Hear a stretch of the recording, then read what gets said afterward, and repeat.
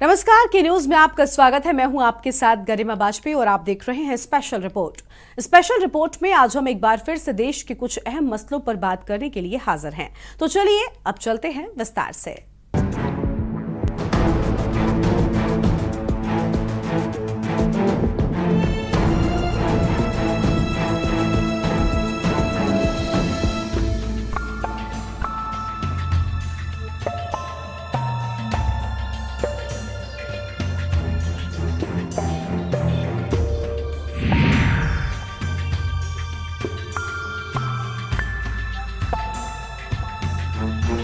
चांद की दक्षिण ध्रुवीय क्षेत्र पर चंद्रयान 3 की सफल सॉफ्ट लैंडिंग के बाद भारत अंतरिक्ष अनुसंधान संगठन इसरो ने अपने पहले सूर्य मिशन का सफलतापूर्वक आगाज किया है। जैसा कि मालूम है कि इसरो का आदित्य L1 अंतरिक्ष यान सूर्य की ओर 125 दिन की अपनी यात्रा पर है। इसके साथ ही भारतीय अंतरिक्ष एजेंसी अब अपने अगले मिशन की तैयारियों में जुट गई है। बता दें कि ISRO chief doctor S Somnath ने हाल ही में कहा था कि अक्टूबर में गगनयान मिशन की पहली लॉन्चिंग होगी। अब इसरो का अगला यही बड़ा मिशन है। ये रिपोर्ट देखिए। इसरो की बड़ी उपलब्धि हासिल करने की तैयारी। अक्टूबर में गगनयान की मिशन की पहली लॉन्चिंग। गगनयान इसरो की पहली मानव रहित उड़ान। भारतीय एस्ट्रोनॉट्स के 3 से 4 बड़े टेस्ट होंगे लॉन्च। गगनयान के क्रू एस्केप सिस्टम पर ज्यादा फोकस। गगनयान के लिए अलग से बन रही है फैसिलिटी।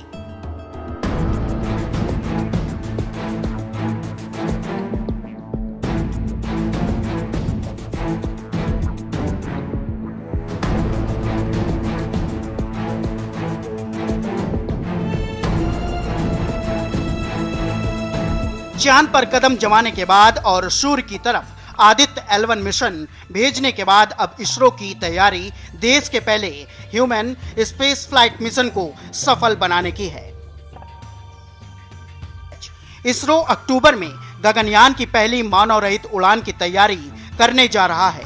हालांकि उससे पहले कई तरह की तैयारियां करना बाकी है। बता दें, भारतीय एस्ट्रोनॉट्स को अंतरिक्ष में भेजने से पहले 3-4 बड़े टेस्ट लॉन्च होंगे। बता दें कि गगनयान अंतरिक्ष में इसरो का पहला मानव मिशन है।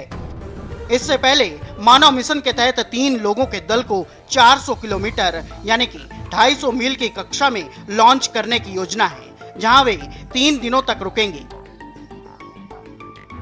इसरो ने कहा है कि उसके विक्रम साराभाई अंतरिक्ष ने क्रू मॉड्यूल को स्थिर करने और फिर प्रवेश के दौरान इसके वेग को सुरक्षित रूप से काम करने के लिए सिस्टम का सफलतापूर्वक परीक्षण कर लिया है। इसरो के पास जो भारी भरकम LVM-3 रॉकेट है, उसे अभी क्रू मॉड्यूल ढोने लायक बनाना भी स्टेज से दूर लेकर जाना एस्ट्रोनॉट्स को सेफ रखें। अगर किसी तरह की इमरजेंसी आती है तो क्रू मॉड्यूल एस्ट्रोनॉट्स को लेकर समुद्र में गिर जाएगा। बता दें कि इसरो के वैज्ञानिक ने 4 से 5 अलग अलग तरह के खतरों पर काम किया है, ताकि इन खतरों से क्रू मॉड्यूल गगननॉट्स को बचा सके। हर खतरे पर क्रू मॉड्यूल अलग तरह से रिएक्ट करेगा। वहीं ऊंचाई और गति की खुद नियंत्रित करके एस्ट्रोनॉट्स को सुरक्षित वापस जमीन पर लाएगा। इसरो अभी गगनयान के क्रू मॉड्यूल के हाई एल्टीट्यूड ड्रॉप टेस्ट करवा रहा है। पैड अवॉइड टेस्ट किए जा रहे हैं, जिसमें क्रू एस्केप सिस्टम रॉकेट से अलग होकर 2 किलोमीटर दूर जाकर गिरेगा। अभी टेस्ट व्हीकल प्रोजेक्ट भी है, जिसमें GSLV बूस्टर यानी कि L14 इंजनों की जांच होनी है, क्योंकि क्रू मॉड्यूल रॉकेट के ऊपर लगाया जाएगा। यहाँ इंजन क्रू मॉड्यूल को 10 किलोमीटर की ऊंचाई से सुरक्षित वापस लाएगा।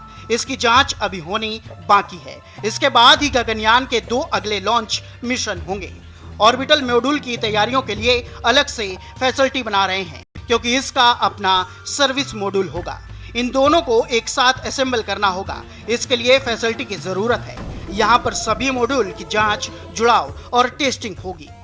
आपको बता दें कि असेंबलिंग एरिया में अलग क्लीन रूम भी बनवाया जा रहा है। ताकि क्रू मॉड्यूल की सेहत पर नजर रखी जा सके। गगनयान के लिए अलग से कंट्रोल फैसिलिटी बन रही है, जहां पर सभी गगननॉट्स, क्रू मॉड्यूल और लॉन्च व्हीकल की सेहत पर नजर रखी जाएगी, साथ ही सुधार किया जाएगा। इसके लिए पुरानी लॉन्च व्हीकल फैसिलिटी को ठीक किया जा रहा है, जिसे एलसीसी नाम दिया गया है। बताया ये भी जा रहा है कि क्रू मॉड्यूल के लिए एनवायरमेंटल कंट्रोल सिस्टम पहुंच चुका है, उसकी जांच पड़ताल लगातार एलसीसी में हो रही है। इसके अंदर तापमान 25 से 27 डिग्री सेंटीग्रेड बनाए रखना जरूरी है। इसके अंदर पानी का जमावड़ा ना हो, यहाँ एस्ट्रोनॉट जो कार्बन डाइऑक्साइड छोड़े उसका बाहर निकलना जरूरी है। वहीं अंदर ऑक्सीजन और नाइट्रोजन का संतुलन बेहद जरूरी है। गगननॉट्स के सूट ऐसे होने चाहिए कि इमरजेंसी में वो ऑक्सीजन सप्लाई कर सके। स्पेशल डेस्क के न्यूज इंडिया।